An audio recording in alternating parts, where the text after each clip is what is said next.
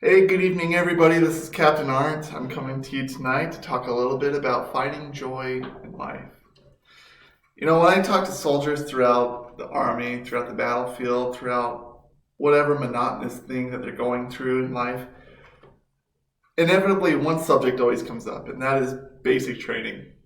We love to talk about our experiences with basic training, the highs and the lows.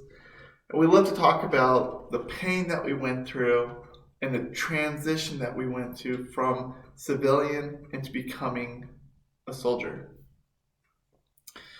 And one of the things that I always like to ask every soldier is, at the end of the day, if you could do everything all over again, if you could go back in time and you could go to basic training, would you do it? And the answer is always, across the board, yes. Yes, I would. And then I always ask this follow-up question is, for those who are entering the military, for those who are getting set to go on this grand, magical, dysfunctional adventure, what kind of advice would you give this person? And the answer is also very similar across the board. It is, enjoy every moment. Savor every moment, because this will be something that follows you through the rest of your life. And when we look at the writings of David throughout Psalms, specifically Psalm 100, we find a repetitive nature of finding joy, finding contentment, finding happiness in all aspects of life. We all have struggles in life. For some of us, it could be simple traffic jams. It could be monotony of work, day in, day out, doing the same thing. It could be issues, serious issues of losing friends. It could be issues of losing a loved one. And so, in every aspect of life, David writes this in Psalm 100. He points out three key things. First, he says, in order to have this joyful life, fulfilled life, the first thing we need to do is we need to know who God is. And subsequently, we need to know who we are to God. Second is that he says we need to make a joyful noise. And I'll get into that further. Thirdly, he says we need to have this heart of gratitude. In all things of life, we need to give thanks. So if you have your Bibles with you, and I know you do, because you're good Christians, please turn to Psalm 100, and we're going to start at verse 3. Know that the Lord, He is God. It is He who has made us, and not we ourselves. We are His people and the sheep of His pasture. One of my favorite things about basic training is learning how to do land navigation. And most of us remember our first day of land navigation, where we're given classroom instruction, we're taught how to read maps, how to utilize compasses, how to use a protractor, and you mix those things together and you find your way from point A to point B. Fast forward to the field, we know that we're in all of our tactical gear, our vest, our backpacks, helmet, eye pro, ear pro. We're ushered into the teeny tiny trailer, cattle car trailer, packed as many as you can. And we're driven off into the woods. We're driven to a distance away. We can't see anything. We can't hear anything. We're completely disoriented, and we're all dumped into this field. We also know that we're going to be given a map, a protractor, and a compass and a pencil. And we know that with these tools that we have this knowledge, we have from our training in the classroom, that we have this ability to quickly know where we are and quickly know where we need to go. from point A to point B. And so there's two groups of people that I always observe in my navigation. There's group A, who is very panicked, very scared, very horrified at the prospect of having to suddenly apply the lessons that they've learned from classroom instruction into the field. And there's group B, people who are very confident. Not just confident, but very joyful, very happy at the prospect of being able to apply their craft that they've learned into the field. I'll never forget the story of the soldier that I knew. He more than a soldier, he was a very good friend. We were in Seattle, and Seattle is known for raining day in and day out. If you don't know what the weather's going to be, give it 30 minutes, it'll change. And so this particular day, it rained, and it rained. And after it was all done raining, it poured, right?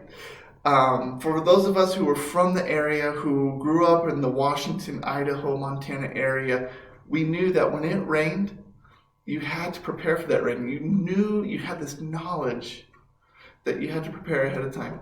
And for us, we knew that we had to do those things, and we rain-proofed all of our gear. For my buddy who was from Southern California, however, he was not used to this thing called rain. And I'll never forget the look of sheer horror and terror on his face as he reached into his pocket and he pulled out this pulpy glob of gelatinous mess of a map.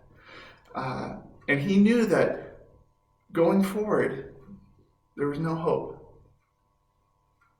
There was no chance for further gain of knowledge. He had no idea of being able to recognize where he was, who he was in this world, and where he needed to go. He had no direction in his life. And so it's important to remember that it is in our knowledge that we find joy. It is in knowing who God is. It says that God has created us, so we know who we are. God has said that we are his people, that we are his flock. We know who we are. We know our history, and we know our future. So for those of us who have this knowledge, who have this relationship with our Creator, for lack of a better term, as Christians, we find this joy that others simply do not have in this world. So in all aspects of life, be joyful. Know who God is and be joyful. So backtracking a little bit into verses 1 through 2. Make a joyful shout to the Lord, all you lands. Serve the Lord with gladness. Come before his presence with singing. Another aspect of basic training that we all go through is learning the aspects of drill and ceremony. And if you aren't familiar with this yet, it's a different army today than it was yesterday. Drill and ceremony is the process of marching and singing and learning cadences so that it unifies everyone. It meshes everyone into a singular unit.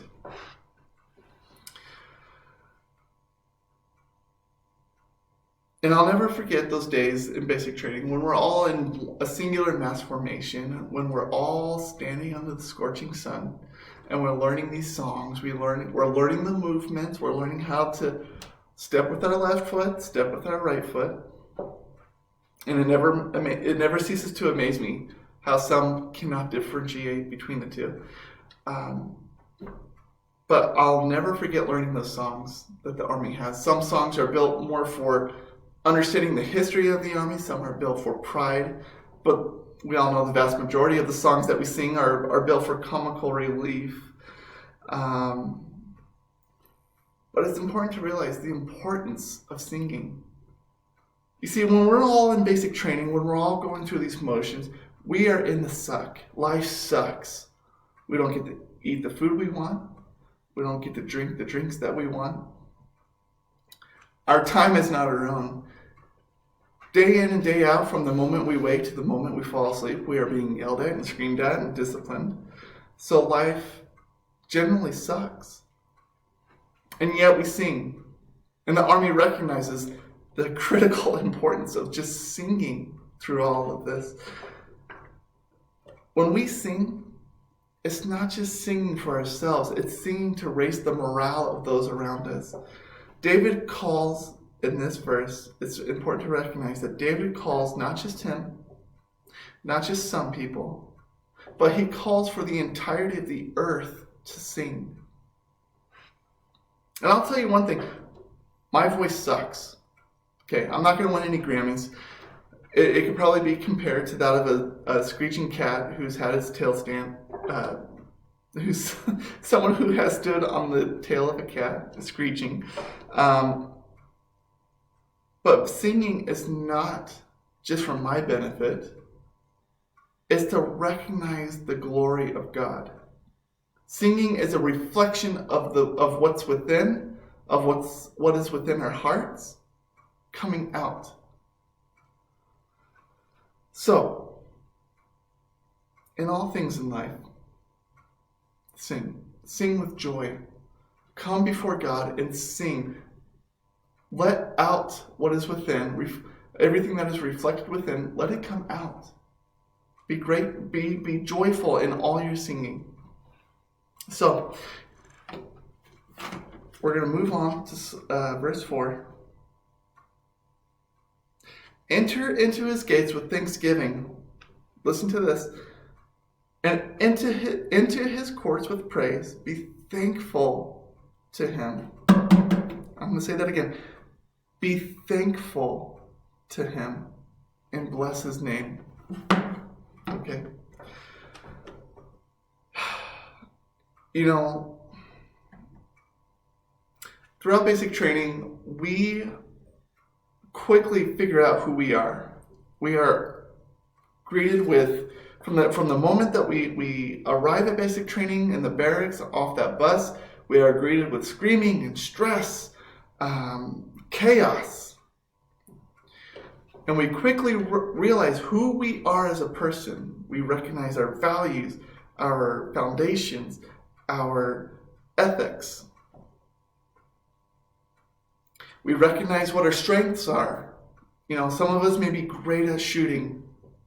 Some of us may be able to lead missions that are very difficult, very tough, and require critical thought. Some of us, not so much.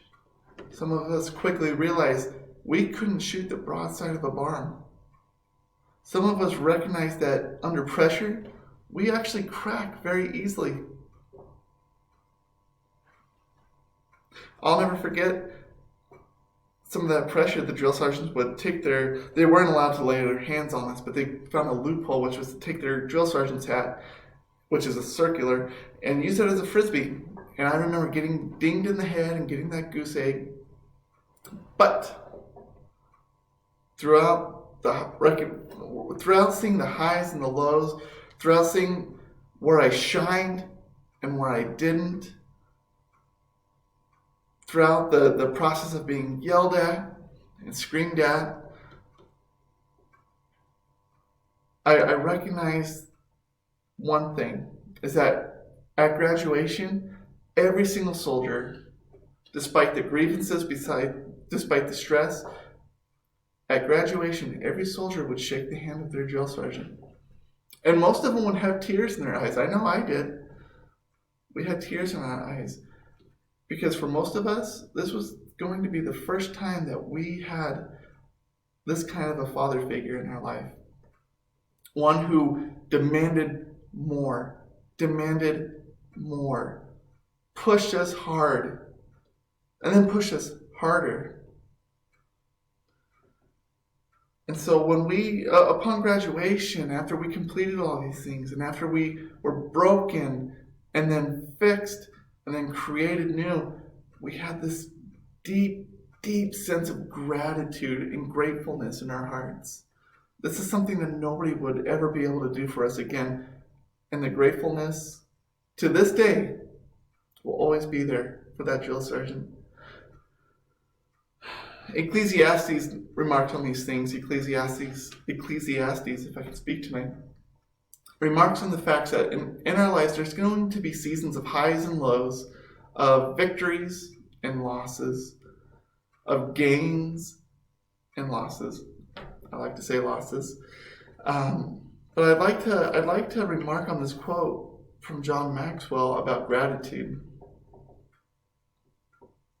It is not only the greatest of all the virtues, but it is the mother of all the rest. Reflect on your present blessings, of which men have plenty, not on your past misfortunes, of which all have some. The devil doesn't have to steal anything from you. All he has to do is make you take it for granted. Okay?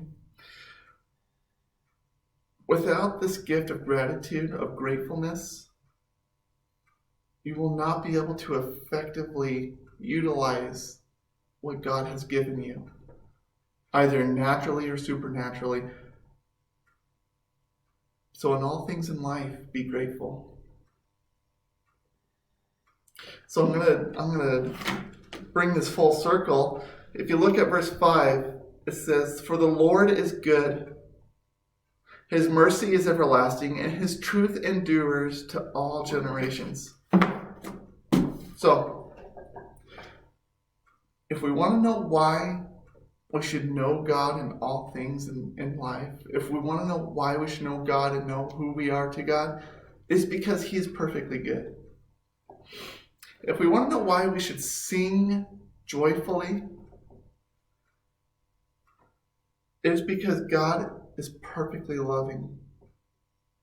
And if we want to know why we should always be grateful in our lives, in the times of good and the times of bad, when the chips are up and the chips are down, it's because God is eternally faithful.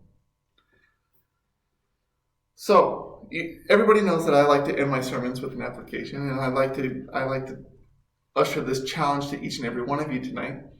As you go out into your lives, I don't know everyone's story. I don't know if you're going to a monotonous job. I don't know if you're going to a broken family. I don't know your story, but I do know this, is that when you go out into your life, I want you to remember Psalm 100. And I want you to remember David's words. In all things good, in all things bad, in all things in life, know God, sing joyfully, and be grateful. All right. Thank you so much for your time tonight. God bless, and I look forward to seeing you next time.